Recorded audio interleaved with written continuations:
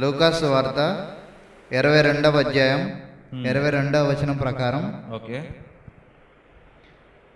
మనుష్య కుమారుడు ముందుగానే అప్పగింపబడతాడు అని ఉంది.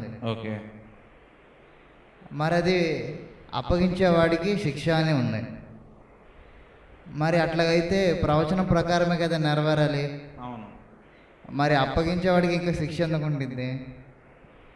అప్పగించేవాడు అప్పగించబడతాడని తెలుసు, కానీ ఇస్కరియోతు యూదా వల్ల అప్పగించబడతాడని మాత్రం అది ఎక్కడ లేదు. అప్పగించబడటానికి ఎందుకు అంటే ఆయన విధి అది. ఆయన భూలోకం రాకమునిపే ఆయనకి ఈ ముందే జమకు తెలుసు ఏంటి, ఆయన వస్తాడు, ఆయన అప్పగించబడి తప్ప ఆయన సిలువేరు.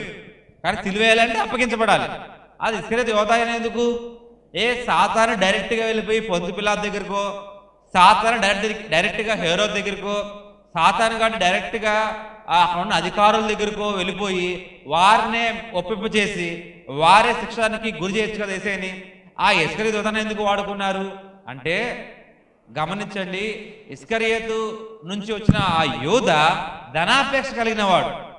నేత్రాస శరీరాస జీవడమ్మని ఆ పాపముల్లో ఆయన పడిపోయాడు.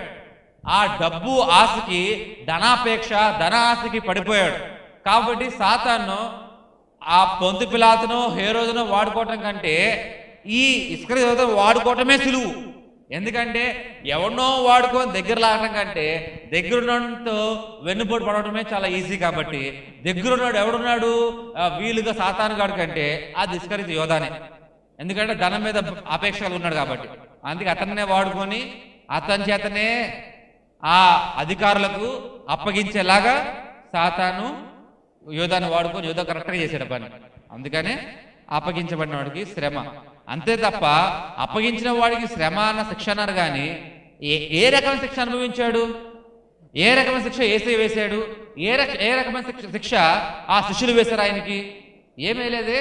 తన పాపం తెలుసుకొని సాతాను ఏం చేసిందంటే తాను సూసైడ్ చేసుకునే దాకా తీసుకెళ్ళింది.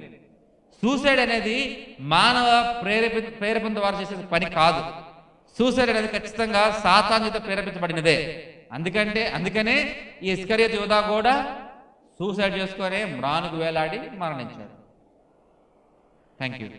Thank you brother.